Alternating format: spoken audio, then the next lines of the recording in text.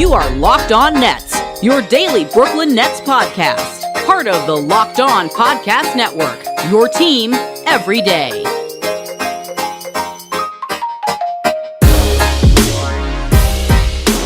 Brooklyn, yo. All right, welcome back to the Locked On Nets podcast on the Locked On Podcast Network. It's your team, the Brooklyn Nets, every single day. I'm at Adam Armbrecht on Twitter. I am Adam Armbrecht in real life. That's at Doug Norrie on Twitter. Doug Norrie, DFSR, owner-operator, as you know, and live on YouTube for the first time in our young YouTube careers as we head towards the regular season. Doug, perfect game to come in after preseason game number 3, where the Nets look crisp. Oh my goodness, they look terrible. We'll talk about it, but this was a rough watch for a lot of it. Kevin Durant was good. We'll talk about him, kind of to start because I think that there are a few good takeaways here, but in general, this was a really, really sloppy game. I stopped counting the turnovers at 20, I think. And it's preseason, so it's hard to get too crazy about this. But in general, this was a rough watch for at least the first 3-ish quarters, mostly the whole thing. Yeah, never really quite rounded into form. And I think a lot of the bench players kind of followed suit with where the starters left off. They said, don't worry, we can pick this thing up and turn it over as well. So everyone was very consistent from that standpoint. You mentioned Kevin Durant. We said after the last preseason game, both he and Harden looked like they were knocking off some of that rust. I think in this one, it looks like KD is getting a little bit further along in rounding himself back into form. The stat lines, I think that, you can go back to last year. So you could look at a lot of games and not know whether or not Kevin Durant or James Harden had good or bad games per se, because they'll always fill up the stat sheets. But do you think that Kevin Durant at least looked like a little bit more fluid, a little bit crisper than he did in preseason game number 2?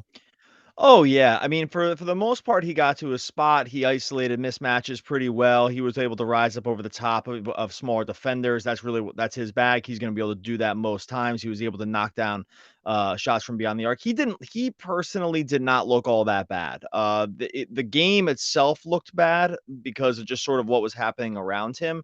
And again, his game wasn't 100% Chris. There were definitely issues.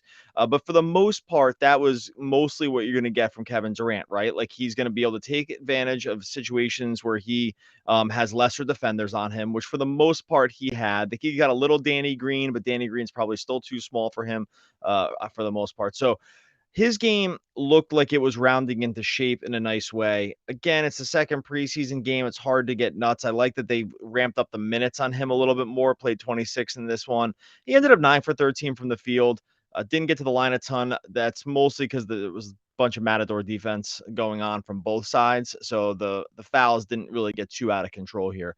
But well, I guess from the Nets bench it did. But no, in general, I think what you saw from him is encouraging in that he's on the right timeline. And again, he's just not really someone you worry about because his game fits with everybody and his game is really unassailable. So it's not like it's great to say, hey, the rust is getting knocked off of him. But at the same time, it's like, well, that's kind of to be expected too, because he's just basically been playing since the season ended, right? Olympics, back Yeah. to training, and then back here. There was probably not all that much rust to really even kick off for him.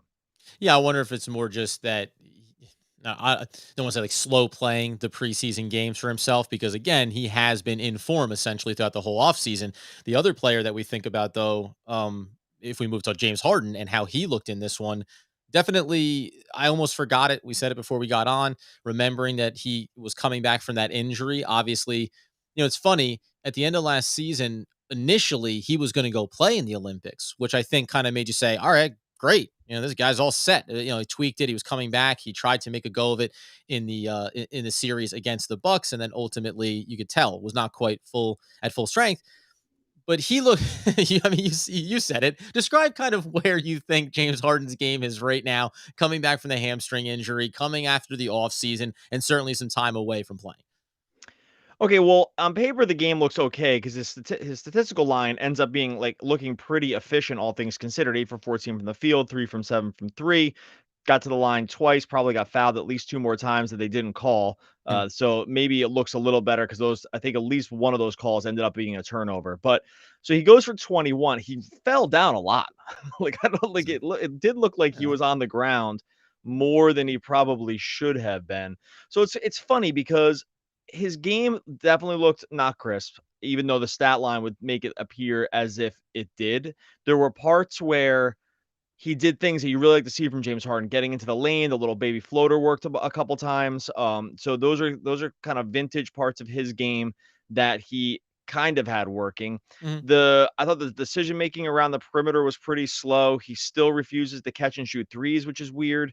And so I think that in general, the stat line to me here looks better than the actual game did. I could be convinced. I mean, does that get the same sense for you? Because you look at this line, you say, hey, that's pretty efficient. The 5 turnovers were bad. But if you think that at least one of them was a foul, it starts to look a Yeah. little less bad. And then the shooting line doesn't look all that bad. And then, but it's one of those things where I'm thinking, like, the difference in, because if you look at him and his and Durant's lines, they both look pretty good, except I would definitely not think that Harden played anywhere as close to as good of a game as Durant here. No, and I mean, in 5 turnovers, so obviously sloppy with the ball. But the thing that I think I would almost really go in on is that idea you mentioned about the catch and shoot threes, and not the listen. We know that Harden's very capable of doing that, but when you go back and you Well, think is about, he?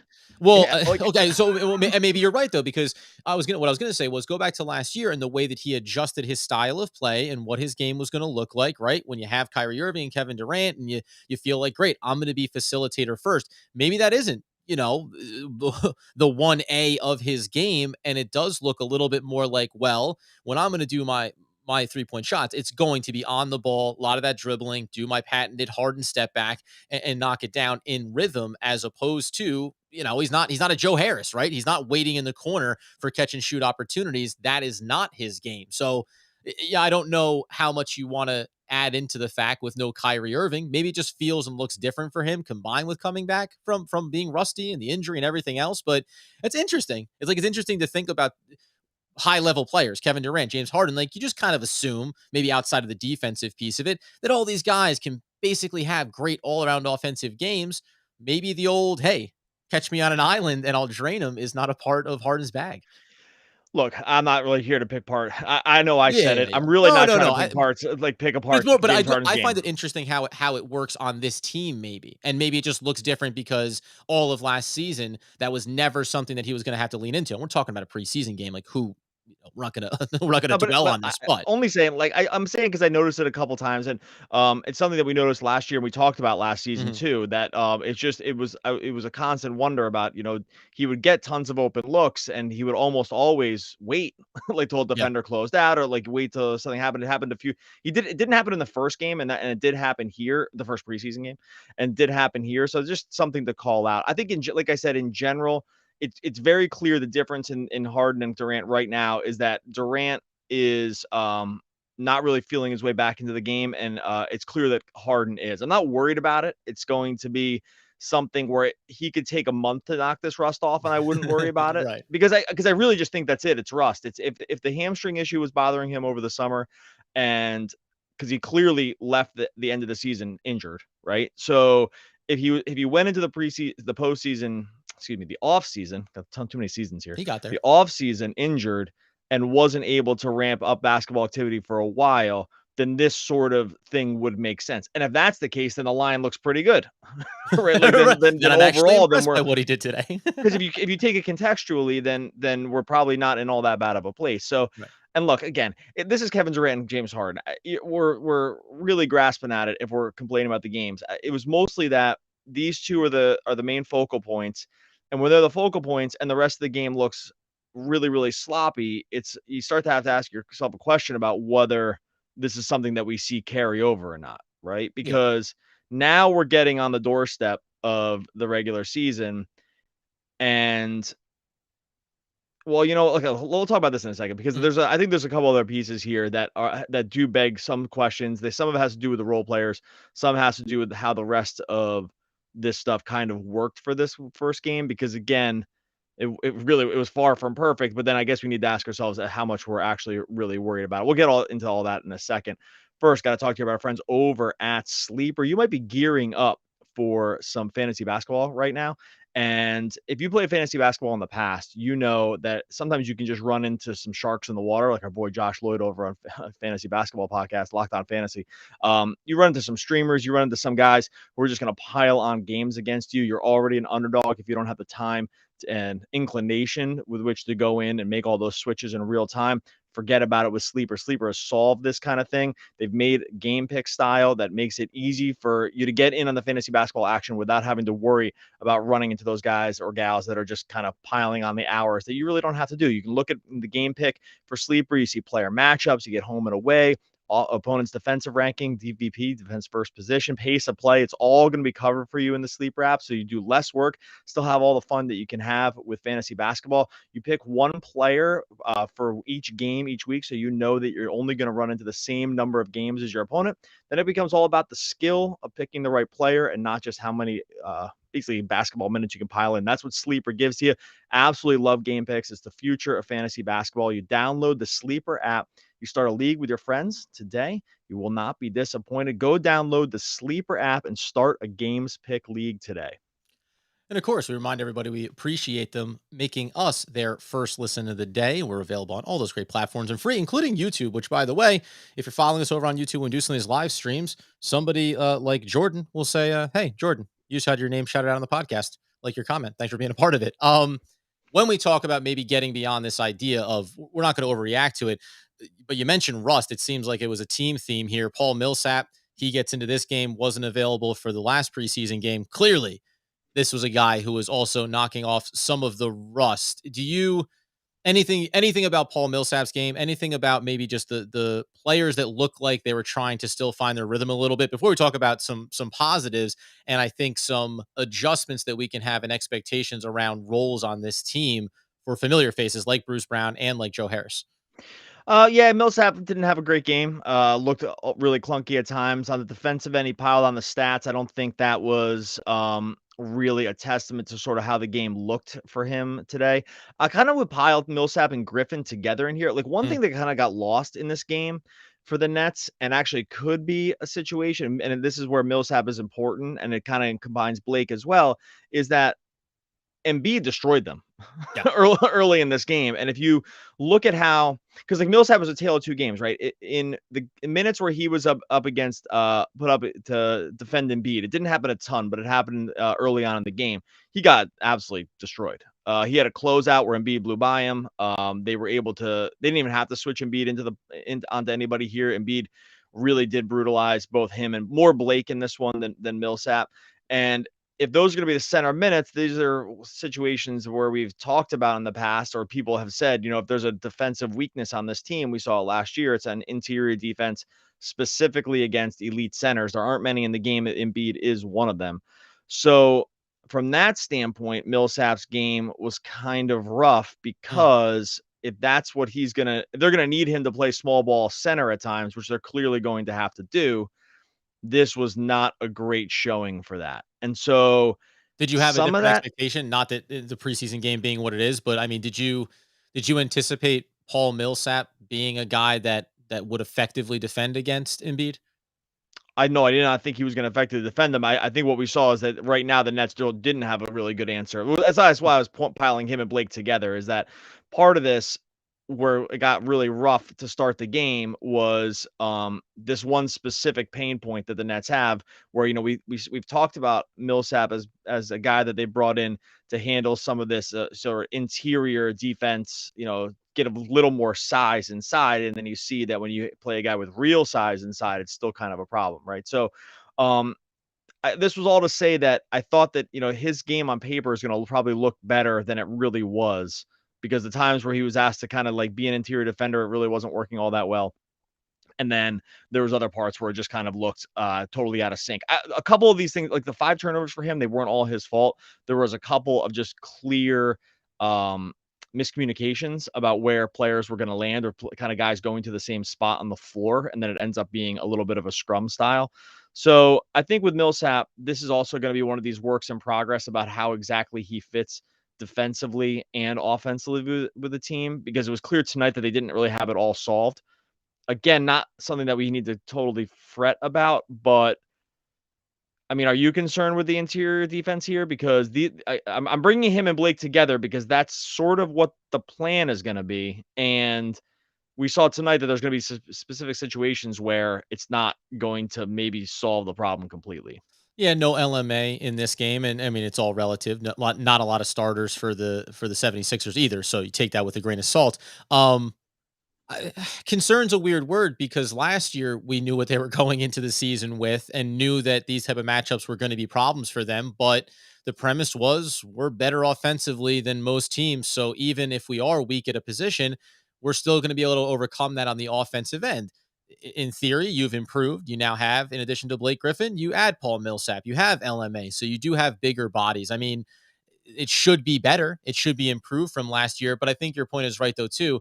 Think back to when Blake Griffin first came into the team after the buyout from Detroit. It took a little while to figure out what his role was going to be. And I think that Millsap is going to have those same growing pains. And probably the hard part is when you don't feel like you know what your identified role is, it ends up making everything a little bit clunky and a little bit out of rhythm and maybe a little bit off pace, right? You're not playing without thinking. You're trying to make sure you get to your spots. You're trying to make sure that you cover the right areas defensively, the switches, all those kind of details. So if there's one guy that I think maybe among a handful of them that will need the early part of the season to figure out how he's going to fit and will probably look better as the year goes on, it's going to be Millsap.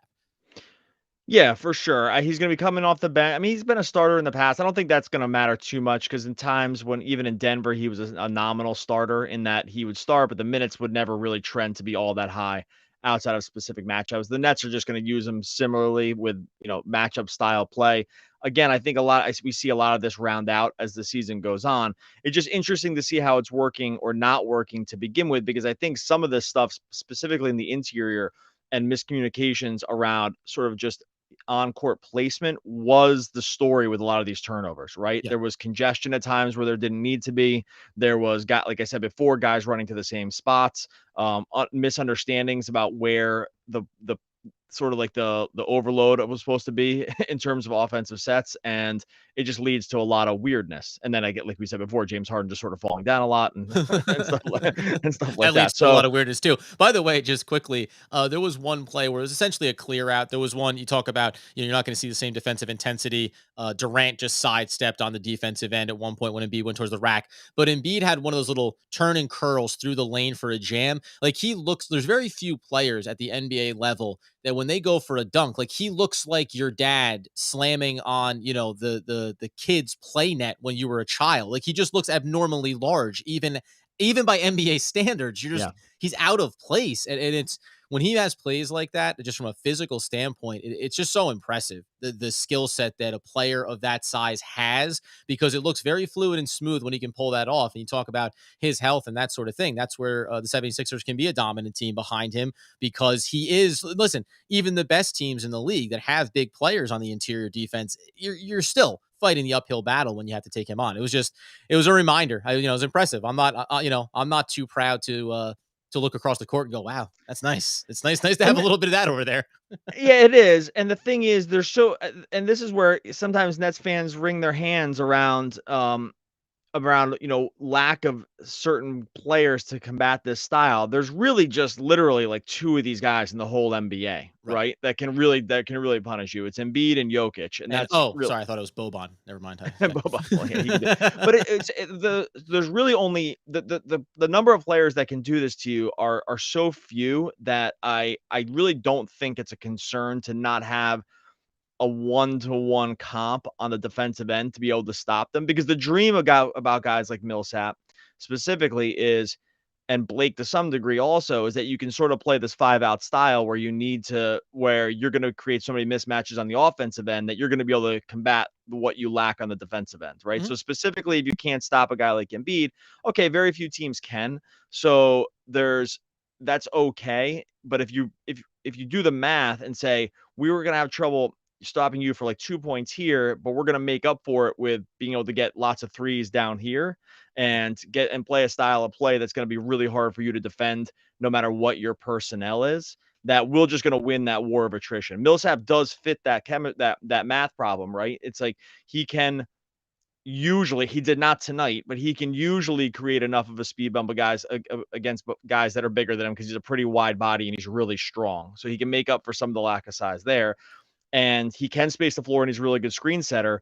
And on this team, those are super valuable traits. So like that's the math problem that they're trying to win here. Is like no one's gonna say that, hey, we got Paul Millsap to defend Joel Embiid. That's not Done. why Check. they signed. No, they didn't sign him that. They signed him Yeah. so that on the other end of the court, you have really no answer. You will not have a 5-man personnel that can deal with it. And Right. so it just didn't work at all tonight. But over the course of a season, that's sort of what they're dreaming on, I think. Yeah, and it's why the Nets get a little bit more physical in the offseason with the personnel that they bring in, so that you don't have Blake Griffin, right, just getting destroyed over the course of an entire game against Right. Embiid. You throw a little bit of Blake, you throw a little bit of Millsap, a little bit of LMA, whatever, a little bit of James Johnson for fun. Then when you really want to get physical, you put Bruce Brown on him and say, "Watch out, you'll clear the lane, one-on-one matchup." But that's what the Nets and what most teams look to do against a player like Embiid is you're going to use a lot of bodies at them and then try to expose the matchups that you can take advantage on the other end. So it's not about what they lack defensively to take on a challenge like this. It's about what they can take advantage of on the other end that balances it out. Exactly.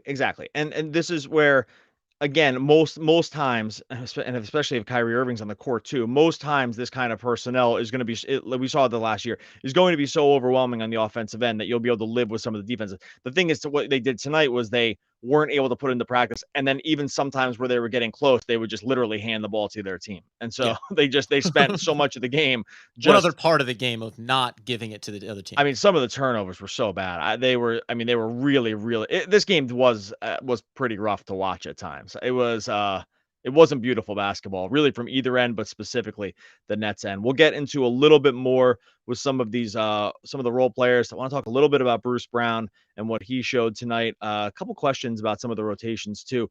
First, got to talk to you about our friends over at Bet Online. Never fear, folks. Right now, over at Bet Online, Nets are still the odds-on favorite to win the championship this season, even with a little bit of all-season turmoil, a little bit of some of this turnover in the roster. No worries. Still over at betonline.ag. You can go over there and just see the Nets as the odds-on favorite to win the championship. Bet Online is your number one spot for all the basketball, also pro and college football action this season. They have a new site, super easy to use.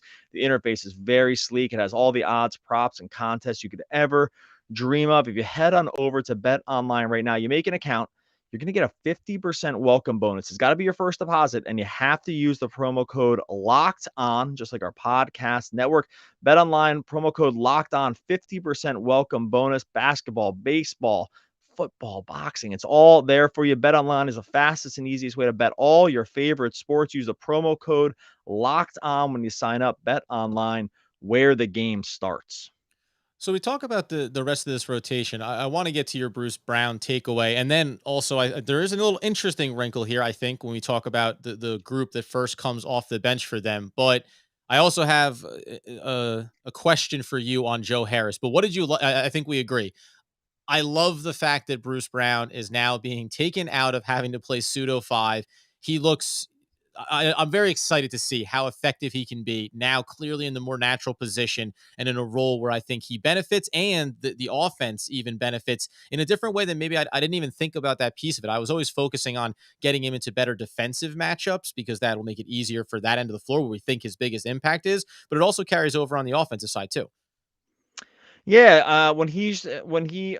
So look, I don't think he's gonna be starting if Kyrie's playing, but if Mhm. this is gonna be the starting lineup, we see that good things tend to happen when he touches the ball in offense. Like he's able, even tonight where he didn't have a great statistical game, there were a bunch of times where one, he flashed to the lane and was able to find, like basically when he flashes to the lane a lot of times, it already unbalances the defense, and Yeah. you'll see him flash, and if he doesn't go right to the rim, because he usually can unless the situation is really good, he's really good about reading, reacting, and finding the next guy. So it's almost like Bruce Brown. I think a lot of times if the NBA graded out assists like hockey does, where if you were the second, and I think there is a stat like this, but no one really uses it that much.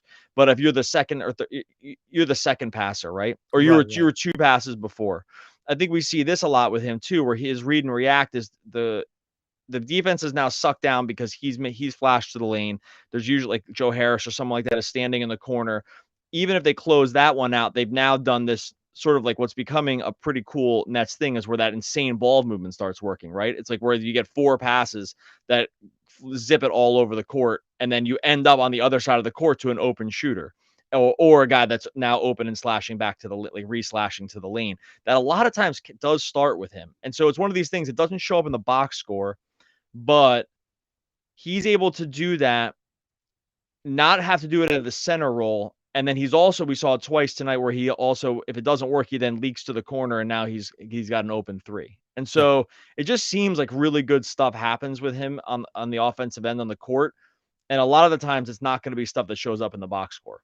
Shout out to just a look over here. We talk about Bruce Brown, Best Brown. That kid goes hard. I like that over on YouTube. So getting the chats involved over there. I think that you're right, though. It does seem like the hockey analogy is great because usually the first pass is the catalyst, and then the second one is what sets up the big play. But there's always that starting point, especially when you're talking about getting from the defensive end and transitioning to the offensive side. You also mentioned the passing there, which I just think it's worth noting before I get to my Joe Harris point that for as sloppy as it was, if we're talking about listen, big picture here and what this team's going to look like, there was maybe like 3 sequences on the offensive end where you saw the ball just working around the perimeter with such fluidity. It looked like you had the 76ers just playing, it's playing keep away. They're scrambling, trying to shift their assignments. And that ball movement did look picture perfect. And it did lead to wide open looks and a couple of slashes to the lane. So in that sense, it's like, this is what I think you're supposed to do in preseason games is take a look at what looks nice, think that that's going to work and build on that, and then kind of discard some of the garbage stuff that you saw, especially when you're talking about a team with this much talent. So take that away, put it in your pocket.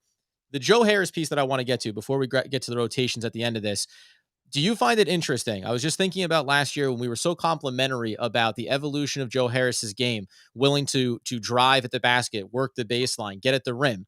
Going back to the last preseason game and then including this one as well, he went 5 of 6 last game, went 1 of 4. All of his shots were from beyond the arc.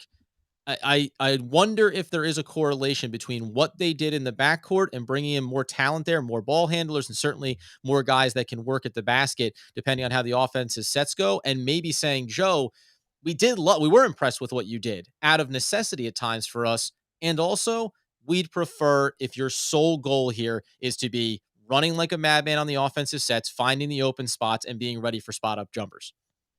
Yeah, he'll probably reduce to that role a little bit more here as they're fully healthy with more ball handlers. That's really not in his game totally. It's nice to see because it keeps defensive honest. He's been pretty kind of outside of specific actions they run from it basically at the beginning of games, which it seems to be they did it now twice in a row where their first possessions were these dribble handoffs from Blake on the pin. And so and he just runs off the Blake screen and then catches the defender coming under and just shoots a three. They did it. That's exactly they're in that exact action to start both games. But after that, it's been kind of, unless he has a wide open three, it's been sort of nothing happening for him. And so again, I don't think it's going to be a season long thing. I don't think we're going to see the thing you just said, which is um him getting a lot of like his own mid-range stuff or No, no, getting no, to the no. I rim. mean, Yeah. I mean that he's going to be almost primarily all perimeter shots, knockdown Yeah. threes, and so much less of what we saw last year. Again, out of necessity of, hey, I'll try to make this happen. Sometimes successfully, sometimes a little bit clumsily, but we were impressed by it, and also thought, is this something that you'd ever see, become a more regular part of his game? I think we're seeing a big step back away from that in this season with the way the roster looks.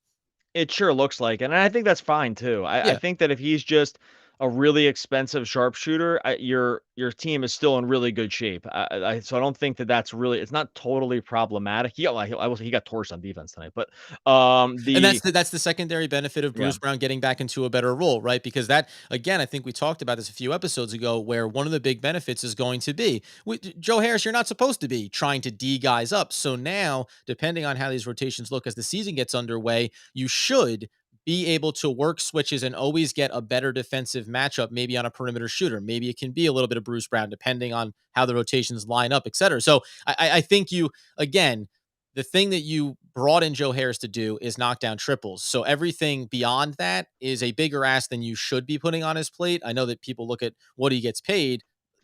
You're getting paid to knock down the triple. That's what the goal is supposed to be here. And I think they want to get him as back close to that as they possibly can. Did you Well, if you, I yeah, mean, if you can make, look, here's the thing. This is not new. It's not a news flash here. If you can make a lot of threes in the NBA, then you are going to get paid. It's just, it's a pretty easy math equation here. It's to one. right. Exactly. There's just, if you have any kind of size and you can hit threes, you're not going to, even if your game's pretty one or two dimensional, there's going to be a situation where for certain teams, that's going to be a very, very important skill set. The Nets are one of those teams. So it's not like, okay, so if you're paying Joe Harris, what they're paying him this year was what, 18 million or something like that. I don't have it in front of me, but it's something like Right that. about They're there. paying him at least 20 million.